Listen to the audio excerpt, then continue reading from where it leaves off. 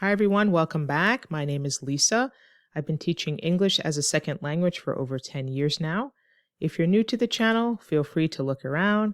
I have information to help students with their overall communication skills, helping them to improve.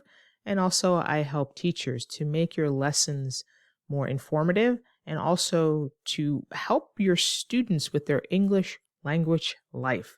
So there are certain things, if you're new to teaching English as a second language, that you need to be aware of outside of the normal grammar and vocabulary. So today I want to focus on interview prep. I did a previous video that gave you an overall idea of what you need to help your students with, and as students, what you need to be prepared really to do on the interview. So I want to go into more detail about two things today.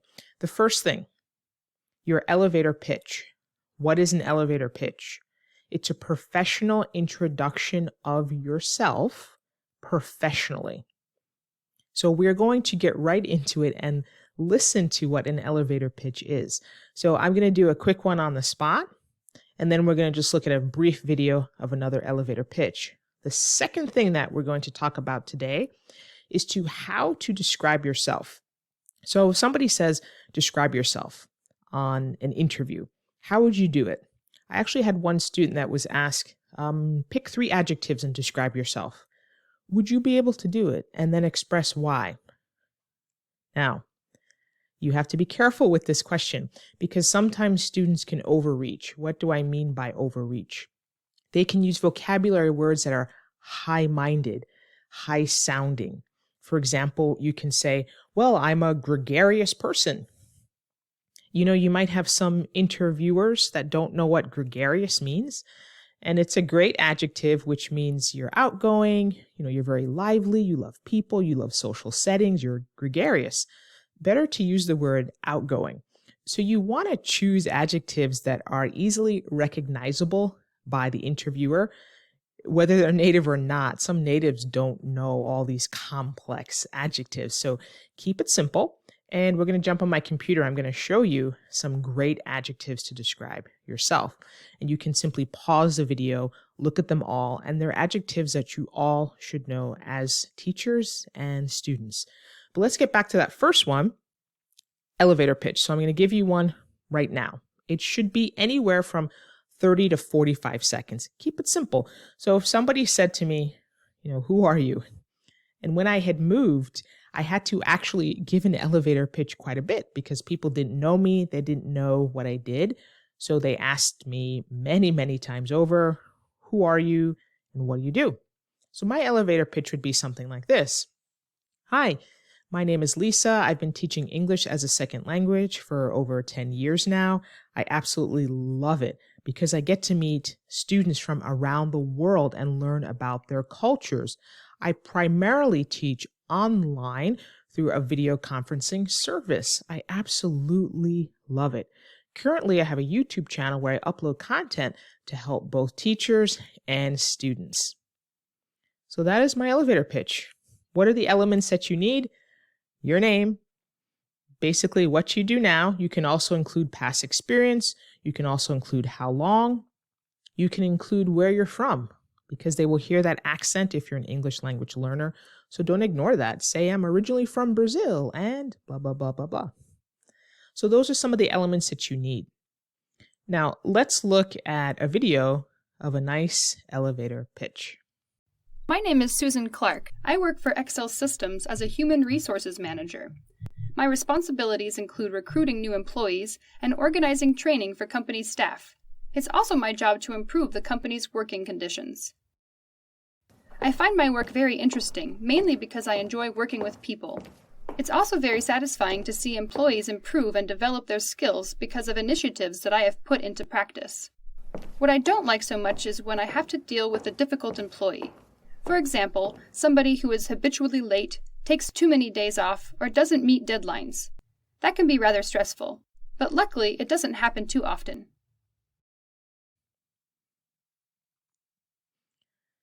So what'd you think? Pretty simple, right? They kept it simple and it didn't take very long because remember, it's called elevator pitch because if you were in an elevator, as an example, it would be so short, you'd be able to give that between floors because you're not in an elevator very long.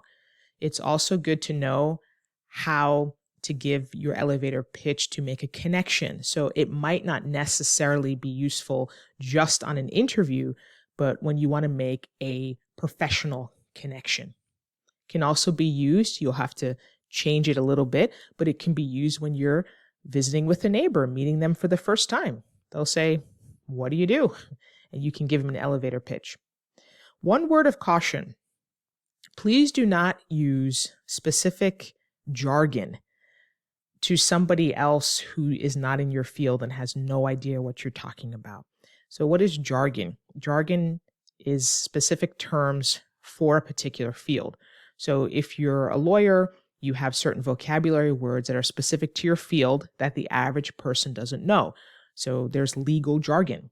There's also medical jargon. If you're a doctor or nurse, there's some medical terms that the average person doesn't know. So when you give your elevator pitch, it should be clear what you do.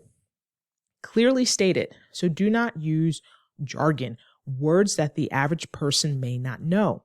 It is okay to use jargon if you are talking to a fellow person in your field. So if it's one engineer, maybe one electrical engineer talking to another electrical engineer, feel free, use the jargon. But if you're talking to your neighbor, they're going to look at you like, "What are you talking about?" They still have no idea what you do. So please be careful with that elevator pitch. Remember your audience.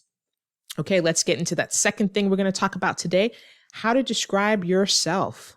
So choose 3 adjectives on what I'm going to show you right now. We're going to hop on the computer, and this is great to describe other people. You have to move away from using basic adjectives like good and bad. So what kind of person are you? Good. How was the food? Bad. Good. That's what I call Mickey Mouse words. So if you're at an intermediate level, and if you're watching this video, hopefully you are, I am speaking at an intermediate level, you should be able to do more than describe yourself as good, bad, helpful. Try to use very pointed, specific adjectives. Because if I told you, "Oh, I'm feeling bad today," it doesn't tell you very much.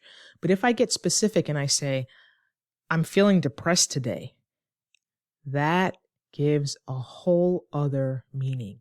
So use descriptive adjectives. So here are some of them. You can pause the video if you'd like to look more closely at them. So here we have a list of adjectives that you can use to describe yourself. You should pick 3 from this list. You can go ahead and pause the video and go through each one of them to make sure you understand the meaning of all of them and how to use them. So I would choose 3 to describe yourself and practice out loud saying why you feel this adjective describes you. We do have some negative ones here, but of course we'll focus on the positive ones for this video. The negative ones can certainly help you describe other people. So for example, we have one here, rude. You might say, "I worked with a coworker who was very rude, and so it was very difficult when I had to engage with them on projects because of their rudeness."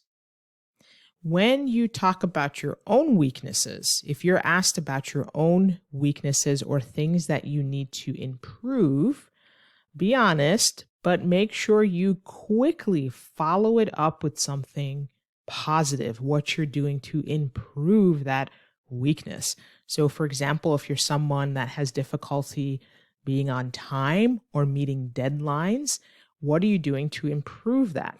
So you might say, "Hey, I recently bought a new alarm clock that has a lot of features, and this is helping me wake up on time in the morning." Or I started leaving the house 5 minutes earlier to make sure that I get to work on time. But make sure you always follow it up with what you're trying to improve. So if we take a look at this list here, we have adjectives such as you're a talkative person, which means you like to talk. And that's not necessarily a negative thing when you hear someone is talkative. It can be negative, but we can use it as a positive. Also, you might say that you're a very adventurous person. You love learning new things. You love working with different people. You love traveling. We have some other ones here.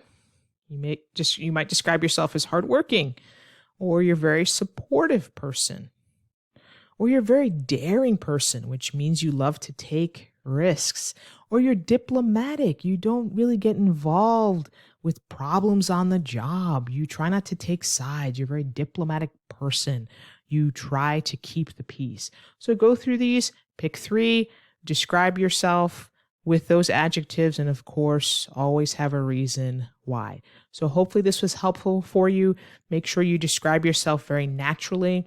Make sure your elevator pitch also sounds very natural, that it doesn't sound rehearsed. You just want to have a general idea in your mind of what you want to say. So hopefully this video was helpful for you. Please, I appreciate liking and subscribing. And when you like videos, it lets me know that I should create more content like it. So that does help me also. Thank you guys. See you next time.